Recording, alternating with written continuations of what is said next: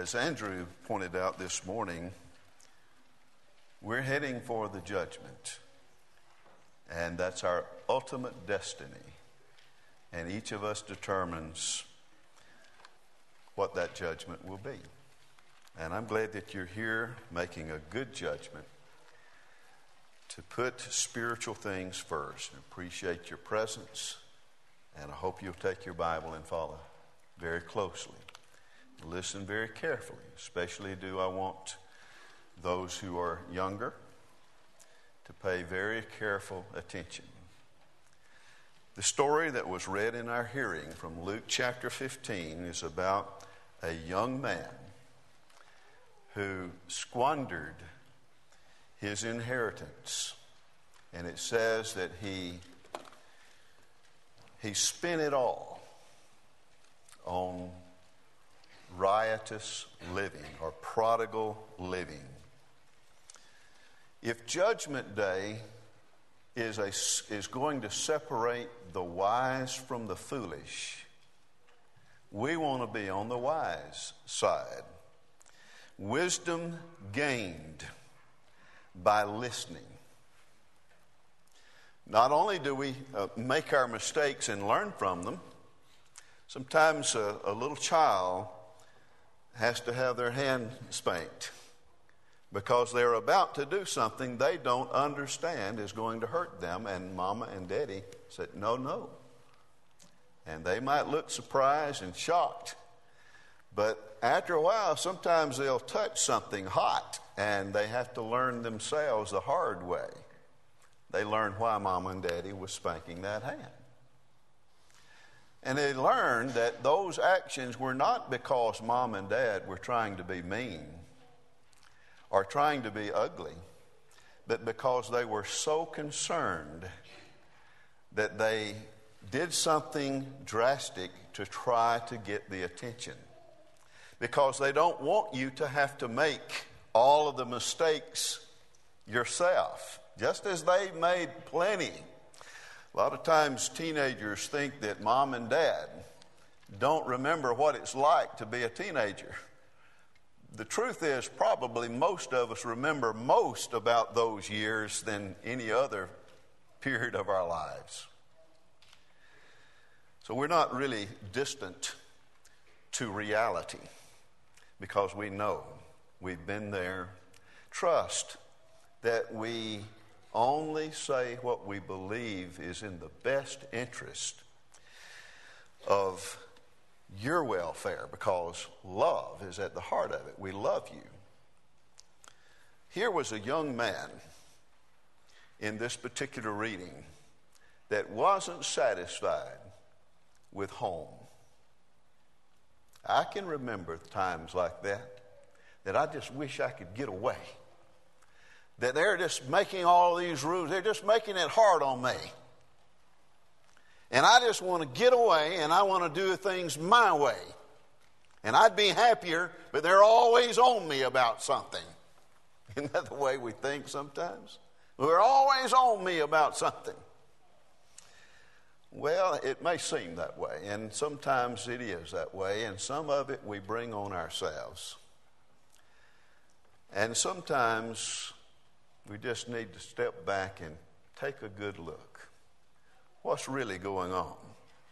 Here was a young man who viewed life very selfishly.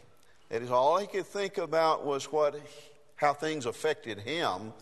It wasn't about how it affected the bigger picture of the entire family, the family unit. Really, he wasn't concerned about how this is going to hurt mama if I leave, or how this is going to hurt daddy. He was really only thinking about how he would like things to be for himself. And so he was thinking that he was ready to get out of here. And given the opportunity, he was going to take it. So he was viewing things pretty selfishly, self-centeredly. He wasn't seeing the bigger picture. Daddy could have told him some things that he was about to get into if he had a mind to listen. But sometimes you get to a point where you're not of a mind to listen, and Daddy knows you're not going to listen. So you have two choices really in life, and that is to try to live less self-centered and try to entertain a bigger picture of how the family unit all actually works together as a unit, and no one is to try to make everybody else miserable, and nobody else is going to be irresponsible so that the others have to take up the slack. There has to be a lot of cooperation and consideration for the entire unit, because if you're just self-centered and everything's got to be your way, then you see it's not going to work. And it wasn't working for this young man because he was only seeing it from his perspective. And that's called foolishness. That's what the word wisdom means. That wisdom means to be able to see the bigger, better, the greater picture, to see things more than just from one angle, but look at it from several different angles. Try to see it from mom's position. Try to see it from dad's position. Look at things through their eyes. If you were responsible for several children and you had to work and make the living and you were the one responsible for all this, how would you want things to go responsibly in that unit? See, this young man wasn't really ready to go out into the world. Although he thought he was. He couldn't wait. He couldn't wait to get out and go and be his own person. And so he asked his daddy, you know, you were going to get an inheritance. You were setting aside an inheritance for us a certain time, and we were going to get it. How about giving me mine now? I'm sure the father in this story was heartbroken. He couldn't hold back the words that he needed to say to this child, but he knew that this young man is not listening. And I can try to reason with him, but he's not listening. He's already closed out. So, why should I let him squander everything? Well, because that's the only way he's going to learn his own lessons. Sometimes people just have to learn the hard way because you can't talk it into them. And this young man was one of those that just had to learn things the hard way. You see, when you got several people in the family unit, nobody gets to do what they want to do. Nobody. Not even mom and dad. They would rather not go to work. They would rather not take on all of this responsibility. They would like to have fun, just fun, you know. But realistically, you know, you just can't live that way. It doesn't work. Somebody's got to be responsible. So if somebody's got to be responsible, then everybody needs to be responsible. No one person in the unit ought to be able to say, I'm going to have all the fun and that's all I want is fun. You see, it doesn't work that way. Why should anyone get all that they want without having to sacrifice something? Others are working, you play. You put zero in from your standpoint of responsibility, and you want everybody else to provide everything, and that everything works so that you are happy. It doesn't work that way all the time. And nobody's actually doing everything that they want to do all the time. So let's zero in. Try as a child to zero in on what your parents are doing.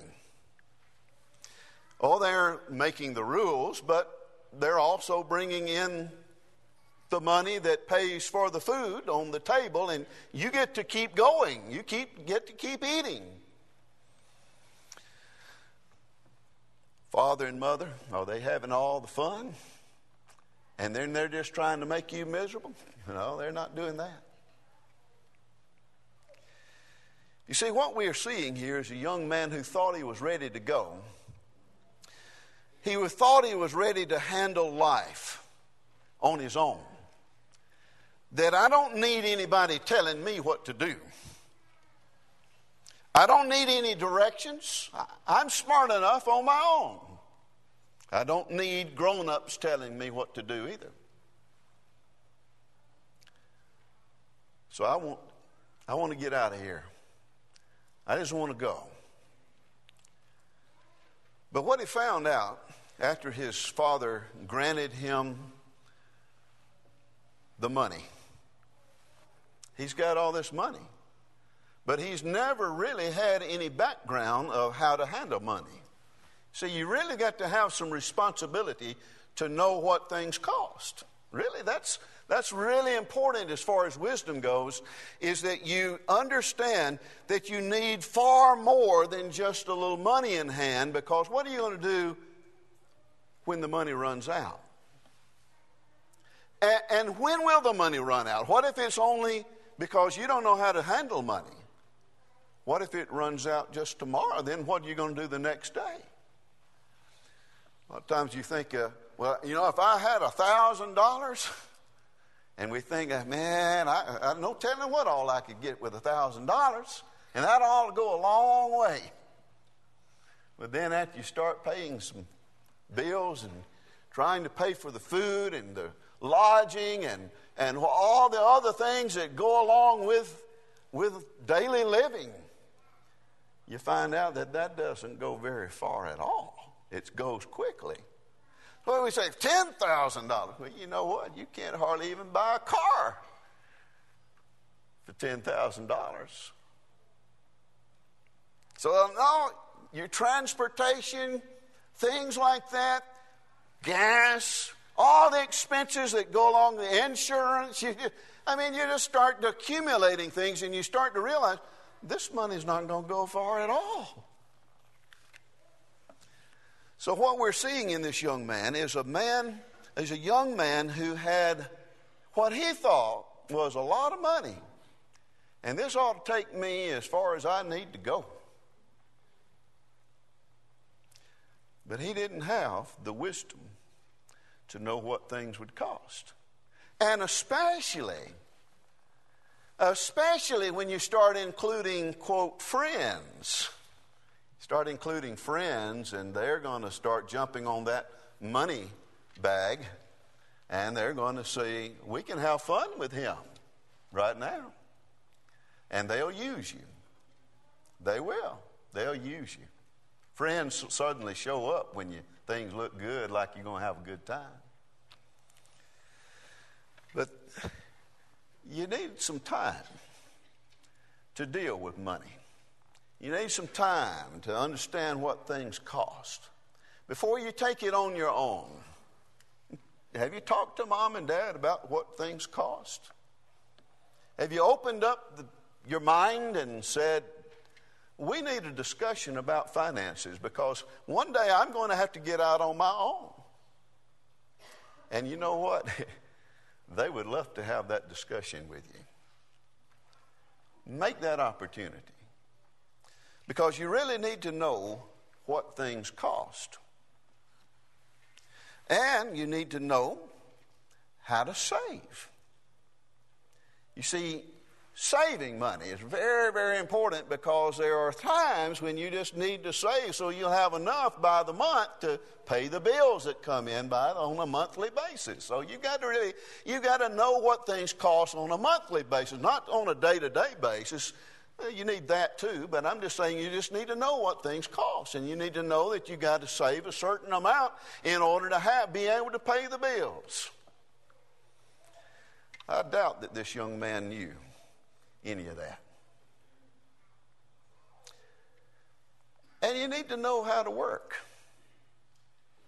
It's not all fun and games. I mean, you're at the time that you're growing up and you're little and you're growing, then yes, you're supposed to be a child.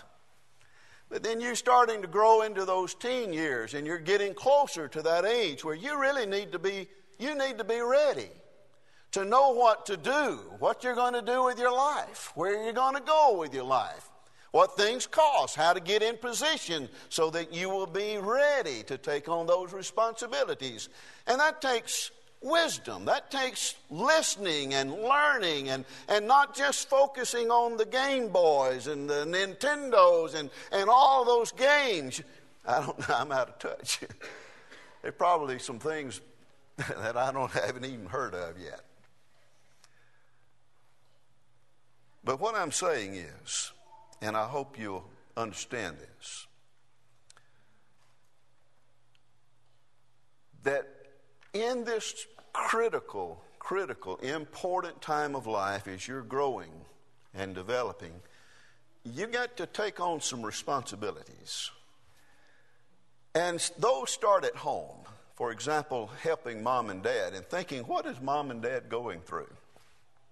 What are they doing? And how am I pulling energy away from that unit, or am I helping them? You see, the Bible all the way through talks about to honor your father and your mother and listen to them, because they've got some valuable things that they can share from experience and from the wisdom accumulated. And so you really can set yourself up to go in a good direction and things go well with you and you live long on the earth, is the promise of Exodus chapter 20, and also repeated in Ephesians chapter 6. But you got to know that one day you're going to be doing something similar, very similar to what mom and dad have been doing, and grandpa and grandmother. You got to learn that you have to work. The Bible says that if a man doesn't work, then he shouldn't eat. That things aren't just handed to you. That you don't just get a free ride. You're getting a free ride for a while, but then the free ride stops. Somewhere along the line, you begin to think that you need to be on your own, but you've got to prepare to be on your own, you see. And so it just doesn't, it's not all handed to you all at once. And so you got to know how to work.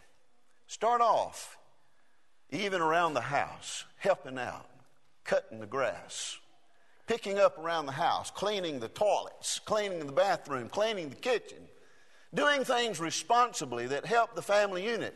Earn some allowance, whatever, but learn how to be a responsible person instead of somebody who just sits around and plays games all the time, because life is not a game. Learn how to provide. You got to learn how to provide for your own, but you got to know what that involves. It involves diligence, and it involves a work ethic. An ethic that says, that drives you to do the very best you can to provide for yourself and for those that you have become responsible for. And one day, you may become responsible for a wife and for children, just as your mom and dad have been in your shoes. You will one day be in their shoes, and they will be in your grandparents' shoes. You see, that's the way life goes. So, what did this young man? Was he really ready? Education was key, but it seems like he didn't educate himself in the ways that he needed to. Like, for example, I need to be educated about the wisdom of how to love my parents and how to cooperate with my parents. I need wisdom. I need to be educated in wisdom. Education is important also in learning how to provide. It's not just a time filler. It's not, parents don't send you or homeschool you or send you to school just to fill in some time, just to kind of keep you busy. But it's preparation. It's hoping that you'll take the bait and run with it. That you'll take that education and grow with it, that you'll develop it. And then you'll learn how to do some things, and you'll learn what you need to, what you're interested in, and what direction you need to go in life. You need to plan, and you need to work ahead of time to start reaching a goal. What did this young man learn? He learned that just letting things go, that's what the word riotous, when a riot breaks out, that's where people, they break restraint, self-restraint. When you just let everything go and you run wild and you do what you feel like doing at the moment, that's riotous living. And that's what he did. He thought, well, I've got money, I've got friends, and we can go have a good old time, and we can drink, and we can do all these fun things. And you see, he learned the hard way that that's not what it's all cracked up to be. Don't let it all go. Don't let loose. Don't let loose of self-restraint, because self-restraint is important.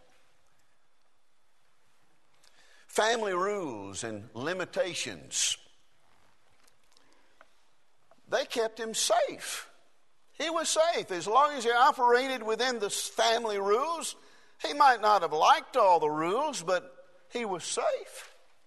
And he had food, and he had clothing, and he had a lot of things that he might have otherwise not have had. Family rules aren't there to make you miserable. They're there to protect you. They keep you safe because mom and dad want you to be safe because they love you. And what else did he learn? Well, he learned that you can't live on fun. Fun doesn't put food on the table. It doesn't pay the bills. Now, there's a certain amount that's, everybody needs a little bit of outlet. Yes, I agree with that, and even the Bible says that. Even the book of Ecclesiastes talks about the wisdom of enjoying things that you have seen and worked for under the sun, and go for it. But don't let it all be about that. He learned also that friends aren't real friends. You think somebody is a friend because they're laughing and chumming around right now? When you run out of money, see where they're going to be now. Are they going to be there? No, they're not going to be there. See, when they get through using you because you are useful to their own personal satisfaction right now, they're not real friends. They don't love you like mom and dad loved you.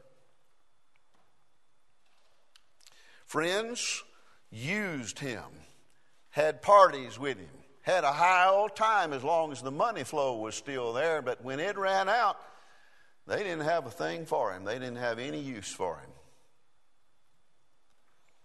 You see, his family loved him and would have always cared for him. And still do. But he was too blind and foolish to see what he really had in his family. He learned that it hurts people who have invested themselves in his well-being. Mom and dad have invested in me. All these years, they changed the diapers. They fed me. They tried to train me. They tried to guide me. And they tried all those things because they loved me. They have invested their heart. And there's pain in their heart. Pain in their heart because I chose to ignore all of that and to reduce the importance of all of that. And I just made that nothing as I made my own selfish wants everything. He learned that it hurts people who invested themselves in his well-being. And when he wised up, he wanted to change. He learned that riotous living is truly a waste. Just letting yourself go.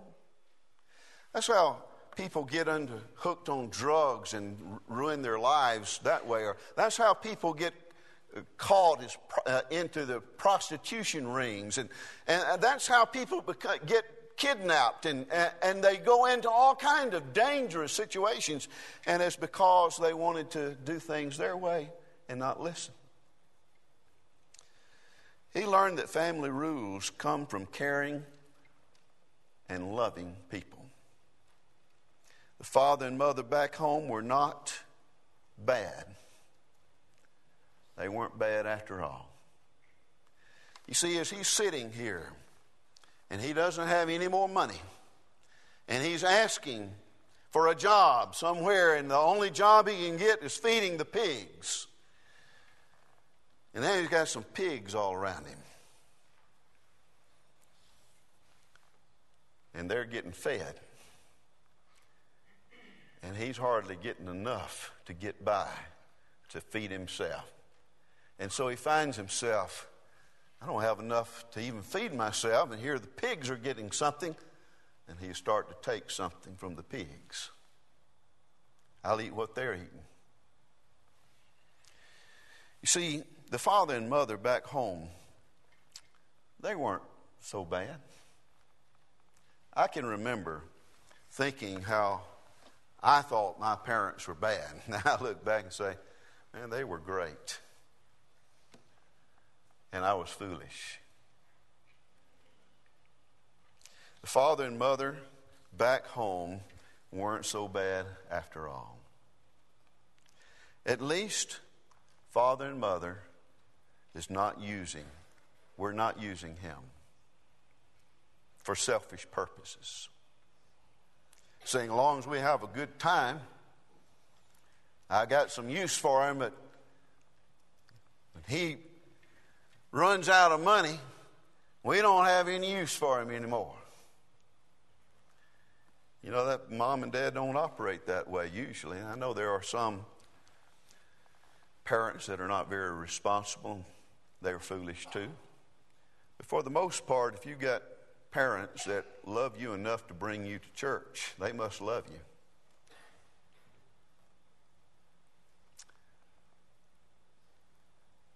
He learned that righteous living has some cost to it that he didn't see before he got into it. I mean, when he had this great big dream and a pocket full of money and a great big dream to go with it, the dream begins to fade as the money fades. It's got some hidden cost to it. Things you need to know before you go out there. And he learned that mistakes can be corrected. Thank God. You make a mistake and things are going in a bad way. I remember one time I thought my mom and dad were going to, when they get home, they're going to kill me. And I just wanted to run away.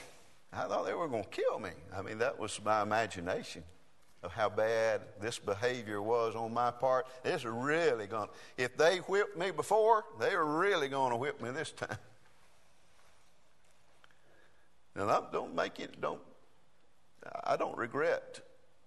I regret the fact that I needed those whippings. I don't regret that they whipped me. See, because I needed that. Book of Proverbs says if you don't whip them, then you don't love them. You see, it's one of the hardest things for parents to do is to discipline.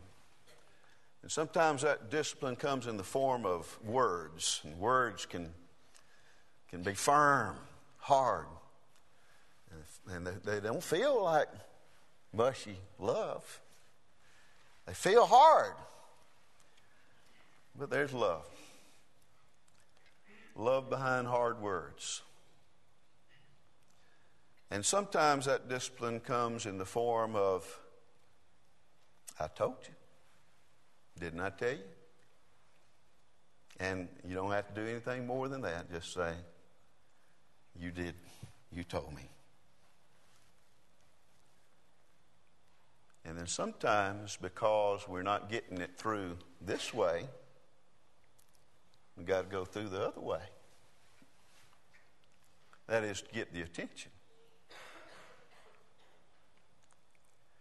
And in neither of those cases do they do that because they hate you, but because they love you. But mistakes, and parents recognize this, that's why they don't give up on you.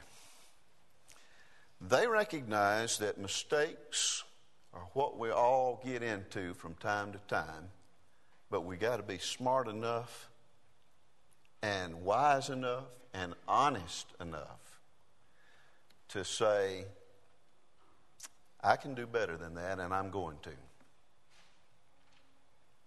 In Romans chapter 13, Paul says it's high time for us to wake up out of sleep. If we've been lulled into a sleep, it's time to wake up.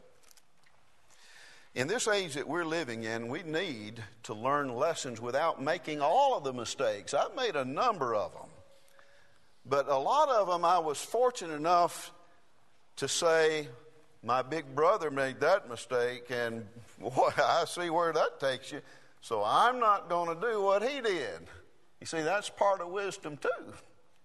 So I don't have to go through every mistake. I'm going to make my share of them, and you are too. We're all going to make our share of mistakes. The good thing about love is that love says, well, I'll help you along. If you want to go in the right way, we'll help you overcome this. Nothing is permanent. All mistakes are mistakes that you can correct. And that's the good thing about forgiveness of sins. That's the good thing about love, is that it allows us that, gives us that privilege. I don't know of anything I thought was so bad that I did that my parents didn't forgive me and say, okay, you learned your lesson. Let's go on now. Let's do better. In this particular case, this young man finally gets to the lowest point in his life where he's eating with the pigs. And this young man swallows his pride.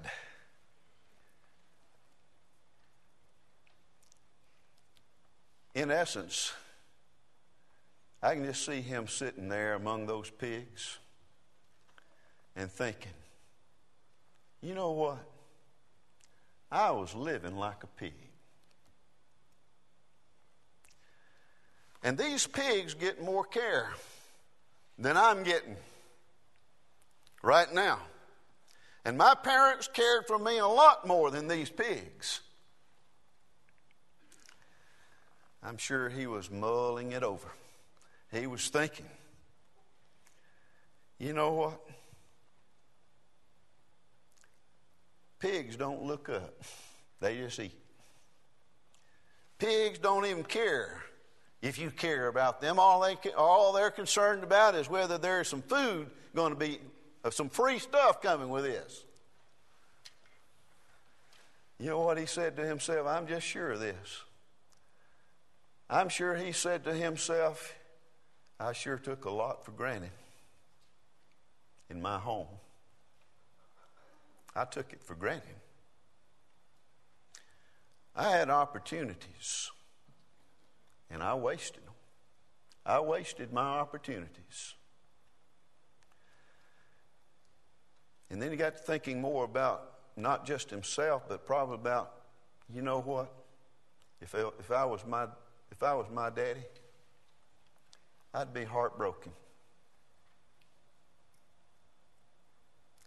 And then get to thinking about how his actions affected mom and dad.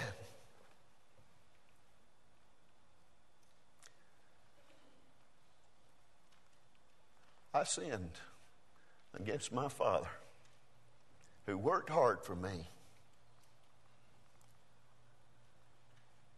And I threw it to the wind, and I acted like it was nothing. I don't deserve to just go back home and them just take me right back in. I'm not worthy of that. Here's what I'll do. My father's servants were better off than I am now. I'll just ask if my father will just treat me like one of the servants, and I'll get a meal, and I'll put some labor into it this time.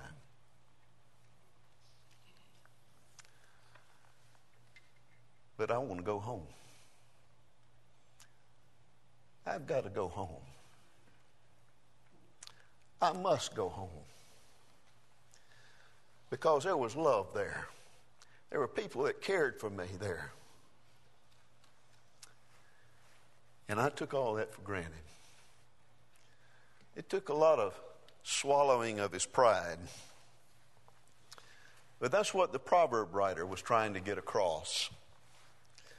Is that a wise son is a mother's peace and joy. Foolish son is rottenness to the bones.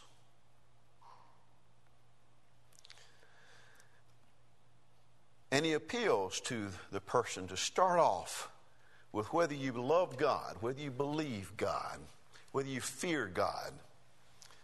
You see, because that's where you're going to start wising up. When you know within yourself that there is a God and I'm responsible to God, then you're going to start learning and you're going to start wising up. The proverb writer says, wisdom will help you see where the traps are. See where the traps that others get caught in are, and you can avoid them, and so it'll make your life a lot better to be wise than to be somebody who can't see past his nose.